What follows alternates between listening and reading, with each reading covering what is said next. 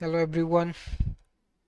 Process of respiration यानी कि श्वसन की प्रक्रिया। और ये हम बात कर रहे थे स्पेशली प्लांट्स में, पौधों में बात चल रही थी हमारी। तो आज हम जो समझने वाले हैं कि रेस्पिरेशन में फर्मेंटेशन की प्रोसेस जो होती है वो किस सिचुएशन में आती है और किस तरह से कंप्लीट होती है। श्वसन की जब हम बात करते हैं तो आपको पता होगा कि हमने ये चीज़ पहले लेक्चर में ही क्लियर कर ली थी कि श्वसन हम यहाँ पे सेल के लेवल पे बात कर रहे हैं, एक कोशिका के स्तर पे श्वसन किस तरह से होता है। और एक चीज़ जो बहुत ज़रूरी है, देखो बेहतर कंटेंट के लिए एक रिव्यू या फीडबैक बहुत ज़रूरी होता है। इसलिए आप लोगों से रिक्वेस्ट है कि अगर आपको कहीं भी किसी भी स्टेप पे कोई दिक्कत आ रही है, कोई टर्मिनोलॉजी समझ में नहीं आ रही है, कहीं बहुत ज़्यादा डीप हो जा रहा है या प्रोसेस आसान नहीं है, तो फीडबैक दो, बताओ इसको और कैसे बेहतर बनाया जा सकता है ताकि इस पे और मेहनत करके इसको और अच्छे से तैयार किया जा सके। ठीक है, तो अब हम वापस आते हैं अपने टॉपिक पे। रेस्पिरेशन यानी श्वसन, और कोसा यानी कि सेल स्तर पर हम इसकी बात कर रहे थे। और रेस्पिरेशन में हमने सीधा सा मतलब समझाता है कि जब ग्लूकोज जो कि फोटोसिंथेसिस के प्रोसेस से बनता है, उस ग्लूकोज से एनर्जी रिलीज होती है, उस एनर्जी से प्लांट अपनी डे टू डे की जो फिजियोलॉजिकल या शारीरिक एक्टिविटी या गतिविधियां होती हैं जिसमें ऊर्जा की आवश्यकता होती है, उसमें उसको ऊर्जा को यूज करते हैं, यूटिलाइज करते हैं। अच्छा, एक चीज जो कॉमन है प्लांट्स में और ह्यूमन में, वो यही कि ह्यूमन में भी एनर्जी का जो मेन सोर्स होता है, जो मेन फ्यूल होता है, ईंधन होता है, वो भी ग्लूकोज ही होता है। ठीक है, जिस तरह से प्लांट में होता है।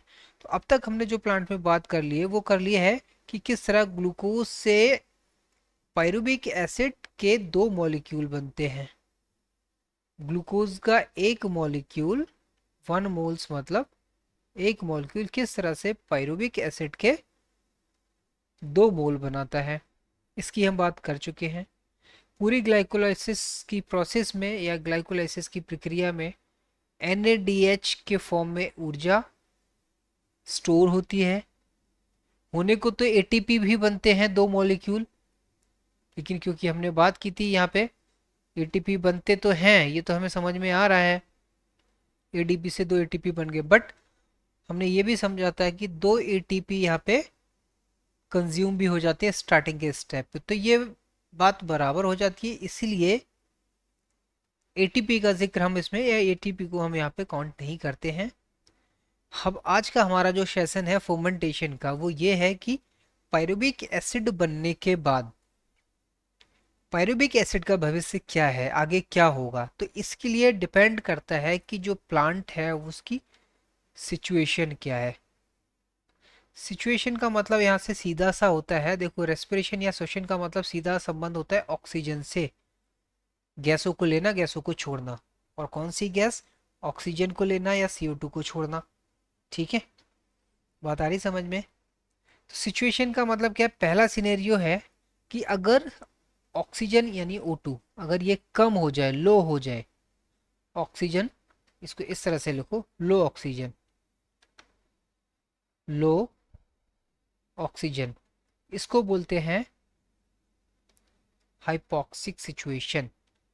और दूसरी कंडीशन में ऑक्सीजन रहे ही ना, मिले ही ना, तो इसको बोलते हैं एनाक्सॉक, एनॉक्सिक कंडीशन या एनारोबिक कंडीशन। ठीक, इन दो कंडीशंस में क्या होता है, ग्लाइकोलाइसिस की प्रोसेस के बाद फर्दर प्रोसीड करने के लिए NADH, सॉरी NAD बचते ही नहीं है जिससे कि ये NADH में रिड्यूस्ड हो सके। बात आ रही समझ में। इसलिए इस प्रोसेस को और ओवरकम करने के लिए, क्योंकि अगर पायरुविक एसिड फर्दर नहीं टूटेगा तो ये ग्लाइकोलाइसिस पे ही स्टॉप हो जाएगा और एक लिमिट के बाद, एक समय के बाद ग्लाइकोलाइसिस भी नहीं होगी। तो इस प्रोसेस को ओवरकम करने के लिए, इससे बाहर आने के लिए प्लांट एक मैकेनिज्म तैयार करते हैं जिसको हम बोलते हैं फर्मेंटेशन। तो ये दो तरह से होता है फर्मेंटेशन। एक प्रोसेस जो होती है, पहली जो प्रोसेस है वो आपको सामने दिख रही होगी। ये है पहली प्रोसेस, जब पायरुविक एसिड से लैक्टिक एसिड या लैक्टेट बनता है, कुछ भी कह सकते हो। दूसरी प्रोसेस जब पायरुविक एसिड से एथनॉल और CO2 बनते हैं। ठीक है। तो जो सेकंड वाली सिचुएशन है एथनॉल वाली, ये प्लांट्स में कॉमन होती है, कॉमन इन प्लांट्स। ठीक होने को तो लैक्टिक एसिड वाली प्रोसेस भी पाई जाती है प्लांट्स में, plus in plants, but at low level. Most common जो प्रोसेस होती है लैक्टेट फॉर्मेशन की, ये होती है मैमल्स में, कॉमन इन मैमल्स। मैमल्स मतलब स्तनधारी जंतु। ठीक है, बात आ रही समझ में। तो लैक्टिक एसिड का बनना कब, जब ऑक्सीजन की कमी हो या ऑक्सीजन ना हो, ये होता है। लैक्टिक एसिड का बनना कॉमन है मैमल्स में, और लो ऑक्सीजन या ऑक्सीजन ना होने की स्थिति में एथनॉल और CO2 का बनना कॉमन है प्लांट्स में। ये बात समझ में आ गई है। ठीक है, अब आगे बढ़ते हैं। होता क्या है इस सिचुएशन में, देखो सामने आपको दिख रहा होगा कि दोनों सिचुएशन में बजाय NaDH प्रोड्यूस होने के, बनने के, यहाँ पे यूटिलाइज हो रहे हैं, यूज हो रहे हैं। तो यहाँ पे एनर्जी प्रोडक्शन की बजाय एनर्जी कंजप्शन हो रहा है। ठीक, तो होता है क्या है यहाँ पे कि ये जो प्रोसेस है दोनों की दोनों, चाहे लैक्टिक एसिड बने चाहे एथनॉल और CO2 बने, दोनों प्रोसेस अपने आप में इडिल है, इडिल हैं, या फिर कह सकते हो वेस्ट हैं एक तरह से, in context of energy production. But जो ध्यान देने वाली बात है वो ये है कि यहाँ पे NaDH कंज्यूम करके NAD रिलीज कर दिया जाता है। और जब NAD रिलीज होता है, जब ये साइटोप्लाज्म में प्रेजेंट रहता है, तो ग्लाइकोलाइसिस की जो प्रोसेस है वो कंटिन्यूअसली चलती रहती है। तो ग्लाइकोलाइसिस की प्रोसेस से एन इस स्टेप में जब ग्लिसरल्डिहाइड 3 फॉस्फेट से 3 फॉस्फोग्लिसरिक एसिड बनता है, उस स्टेप में NADH का प्रोडक्शन होता है, और यही ऊर्जा का स्रोत माना जाता है। बात आ रही समझ में।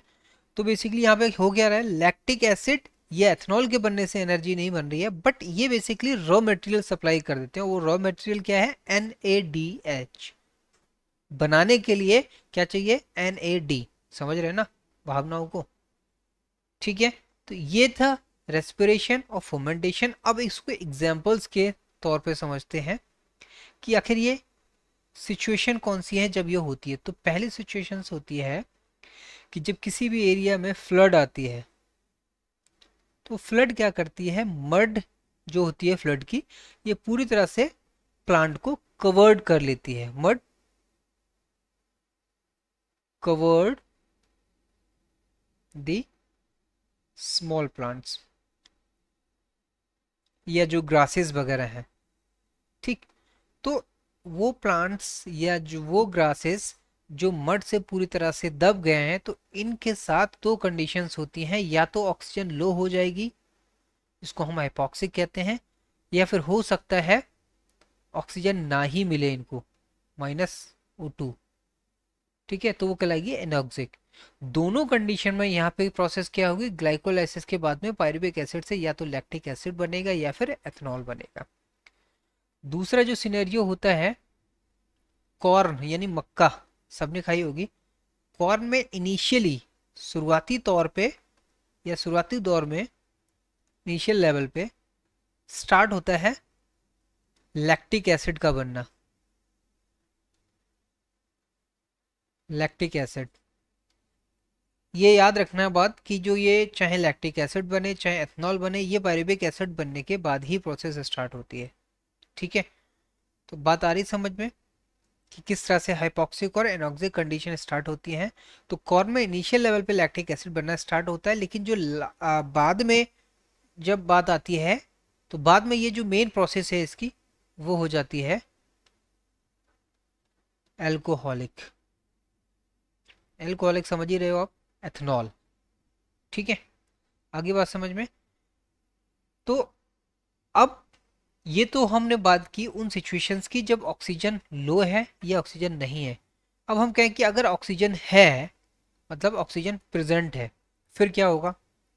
जब ऑक्सीजन प्रेजेंट होगी तब ये सब कुछ ना होके, कौन सा सब कुछ, ये दोनों प्रोसेस ना होके ना इथेनॉल बनेगा ना लैक्टिक एसिड बनेगा, फिर पायरुवेट एंटर कर जाएगा कहाँ? माइटोकॉन्ड्रिया में। कहाँ एंटर कर जाएगा? माइटोकॉन्ड्रिया में। और ये पता है ना आपको कि जो ग्लाइकोलाइसिस की प्रोसेस होती है कहाँ होती है? साइटोप्लाज्म में। ठीक है, तो साइटोप्लाज्म से कहाँ मूव कर रहा है पायरुविक एसिड? माइटोकॉन्ड्रिया में। और फिर माइटोकॉन्ड्रिया में एक साइकिल होती है जिसको टीसीए साइकिल या सिट्रिक एसिड साइकिल बोलते हैं, लिखा हुआ है यहाँ पे। ये साइकिल कुछ इस तरह से कंप्लीट होती है। नेक्स्ट लेक्चर में हम इस साइकिल को इतने कॉम्प्लिकेट वे में नहीं समझेंगे, हम अपनी ज़रूरत के हिसाब से समझेंगे। ठीक है, इसके बाद सिट्रिक एसिड के बाद जो प्रोसेस होती है वो होती है इलेक्ट्रॉन ट्रांसफर की प्रोसेस। इसकी हम तभी बात करेंगे जब इस पर पहुंचेंगे। ठीक है, तो फाइनली जब ऑक्सीजन की जो जरूरत होती है वो होती है इस स्टेप में, हाफ मॉलिक्यूल ऑफ ऑक्सीजन जब दो हाइड्रोजन आइंस के साथ मिलकर H2O बनाता है ना, तो ये है लास्ट एंड, मंजिल कह सकते हो आप एक तरह से रेस्पिरेशन की, H2O का फॉर्मेशन होना। ठीक है, इस तरह से चेन कंटिन्यूस रहती है। तो चलिए अब मुलाकात होगी नेक्स्ट लेक्चर में। और हाँ, अगर आपने पूरा लेक्चर ये देखा है तो प्लीज़ फीडबैक देना ना भूलो। फीडबैक दोगे तभी कुछ इम्प्रूवमेंट होगा। ठीक है, क्योंकि समझने वाले आपको समझ में आया तो ठीक है, नहीं आया तो कोई फ़ायदा नहीं इस चीज़ का। चलिए तब तक के लिए मुस्कुराते रहिए और ऐश करते रहिए।